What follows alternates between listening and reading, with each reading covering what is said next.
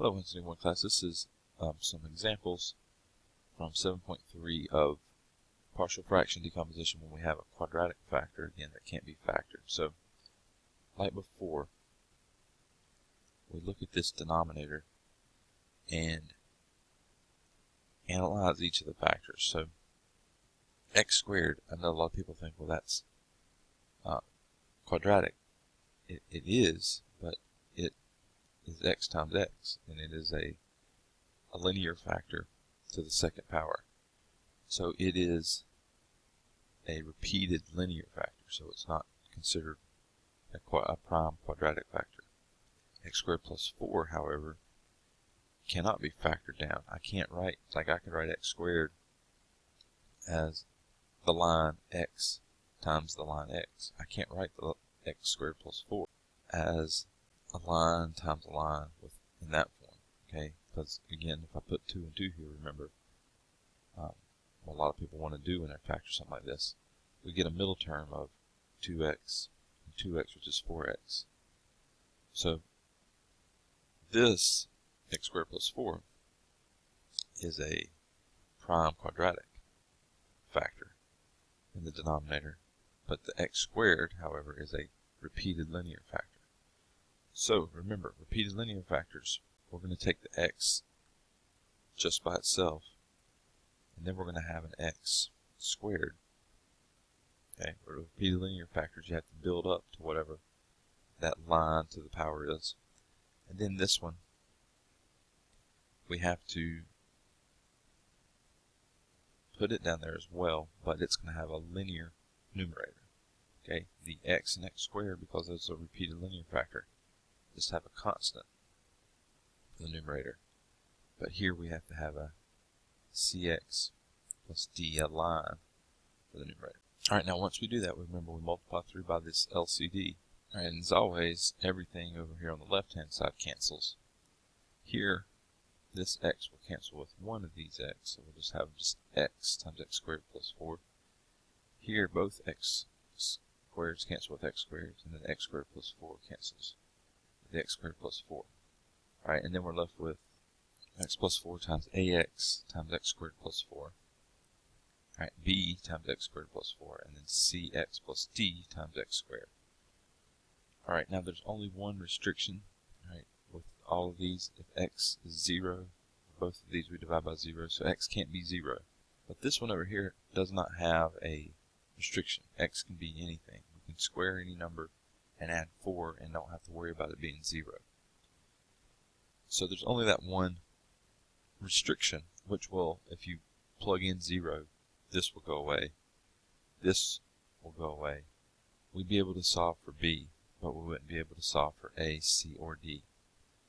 And then we would have to come up with a method to give us the others. So this would be one where we basically have to come up with a system of equations after that initial solving for b, no matter what. So I would just go ahead and distribute and use the other method,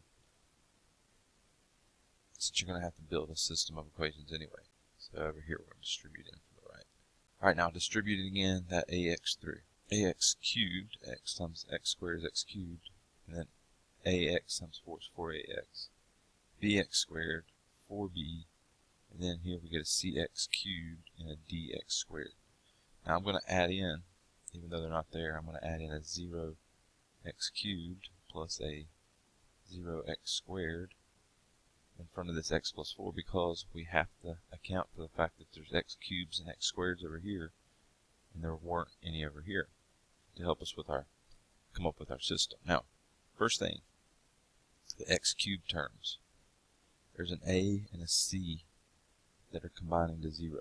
So that's one equation. A plus c equals 0. And I'm going to space it out. So there'd be a b there. So a plus c, there'd be a d there, equals 0.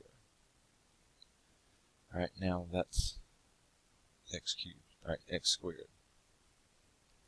There's a bx squared and a dx squared. They're both plus. So b plus D is also equal to 0. Let's see what I'm doing here. So there's an A and a C that are combining to be the number in front of x cubed. Okay, and then there is a 0 in front of x squared, and that means B and D have to combine to that number. Alright, now for the x, I'm going to dash a little 1 in here. Okay, remember there's a 1 in front of that x. There's an x. And that's it. There's no other x's. So that means that 4a is equal to 1.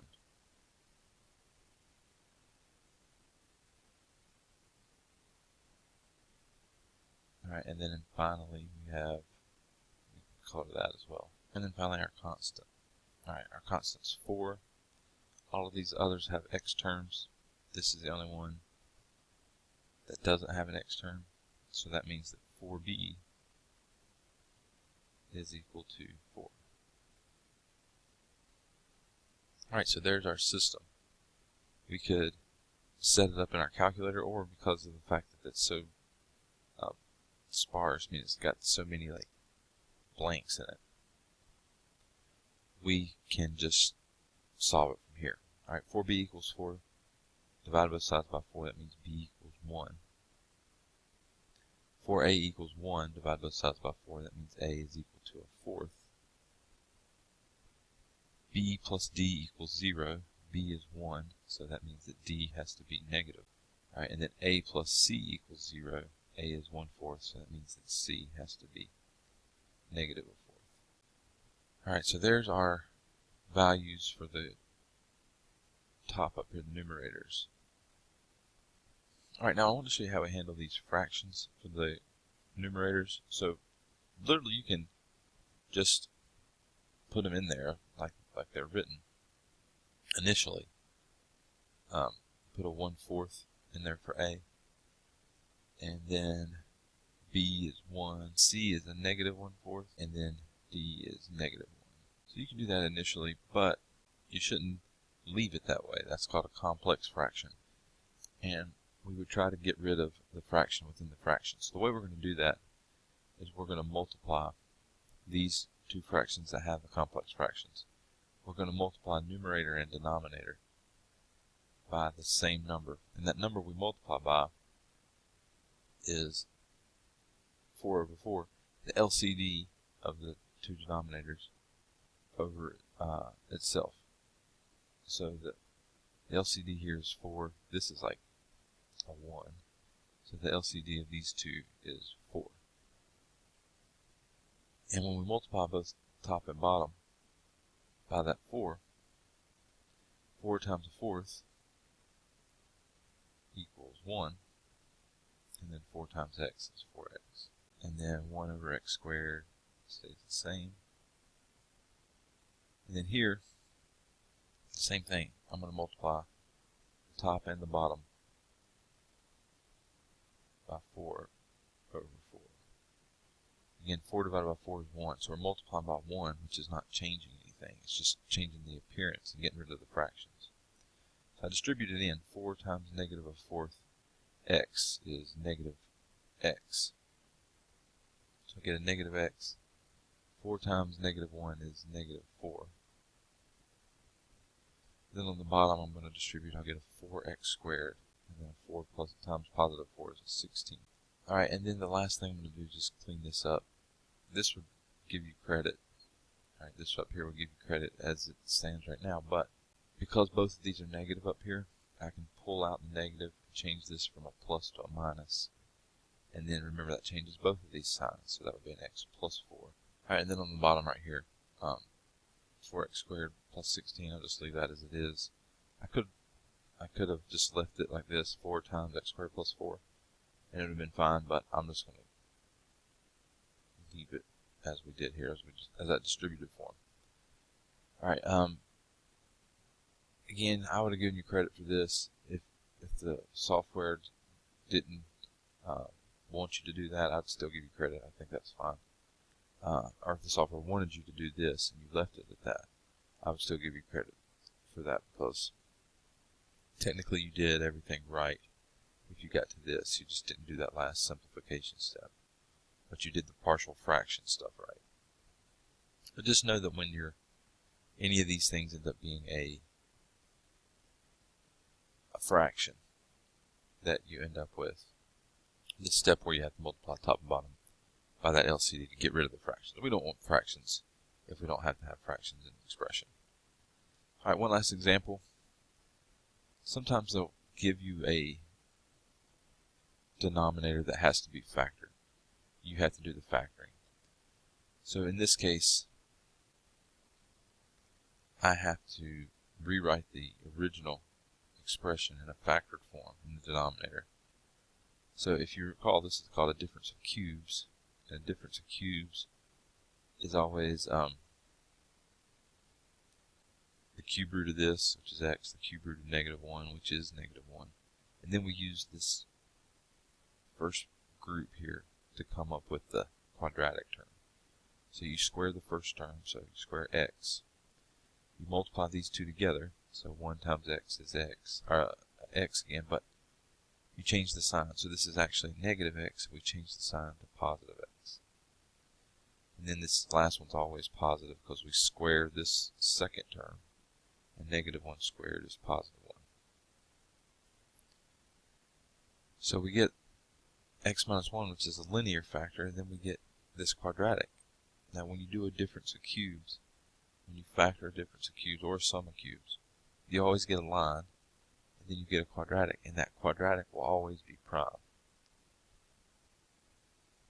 So when you do your setup, you have a linear factor, which you put just the letter over, and then you'll have the prime quadratic factor, which you'll need to put the line form over. So we'll have a bx plus c here, and then we'll have this quadratic factor on the bottom. So x squared plus x plus 1.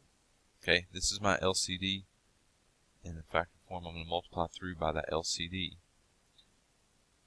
Alright, now over here again, everything cancels. You're left with just the numerator, so 3x minus 5. Over here, the x minus 1 cancels here, the quadratic part cancels here, and you're left with a times the quadratic, and then bx plus c times the x minus 1. Okay, so again, I strongly recommend that you just distribute here, FOIL this out to get your system set up. There is a restriction. Alright, if I plug in 1, I can solve this thing for a, and then I could use 0 and what I get for a to solve for c and b, but I'll do it both ways, but it's just as easy here to go ahead and distribute through and get your system set up. So I'm going to distribute through. I'm going to get ax squared plus ax plus a. Alright, so I just multiply that a through, multiply the bx plus c times x minus 1 by foiling. So these two, bx squared minus bx plus cx minus c. And again, I have x squared terms over here. I don't have one over here, so I'm going to sneak in a 0x squared in front, so I'll have something to set these things equal to. Alright, so starting with the x squareds. I've got an a and a b that combine to the number in front of x squared on the left. So a plus b have to equal 0. Alright, then I have an x. I have an x here, an x here, and an x here. So that means that a minus b plus c has to equal 3, the number in front of x. So let me again color it so you can see it. So the 0's in front of x squared, this and this are in front of x squared. So these two things have to combine to 0. Alright, and then this is in front of x. This, and this are in front of x on the right. So those three things have to combine to 3. Alright, and then finally the constant, -5. So this doesn't have an x or an x squared. This doesn't have an x or an x squared. So that means those two, the -5 a minus c is equal to -5 is going to be our last equations.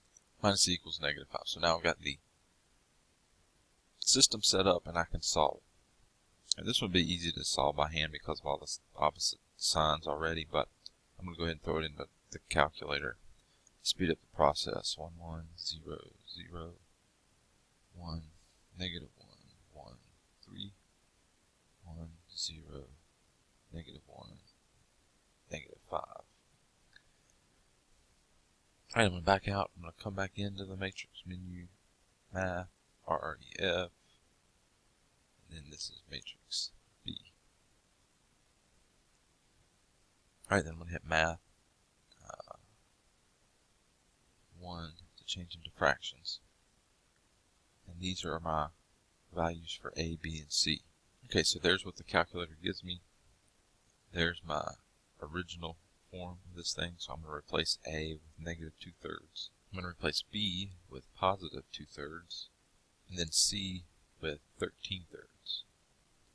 Alright, and now like before, I don't want to leave fractions in the numerator and denominator. So I'm going to multiply through top and bottom of these two fractions by the LCD in the top and bottom. So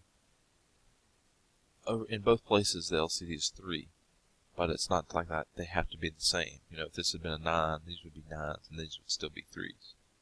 Okay, so you get to, because of the plus sign, you get to change from one to the other. It's just they have to be the same for each fraction. They don't have to be the same for everything. Now over here, the 3's cancel. I'm going to be left with a -2 on the top. And then here, the 3, this is, we got to remember that this is got subtraction in it, so we have to distribute. So I get a 3x minus 3. And then 3, same thing, I'm distributing. 3 times 2/3 is 2, so a 2x. And then plus 13/3, again the 3's will cancel and just leave me with the 13, so plus 13. And on the bottom, distribute through 3x squared plus 3x plus 3. Alright, so there is our expression that simplifies this, or the simplified version of this expression, which is the partial fraction decomposition of this.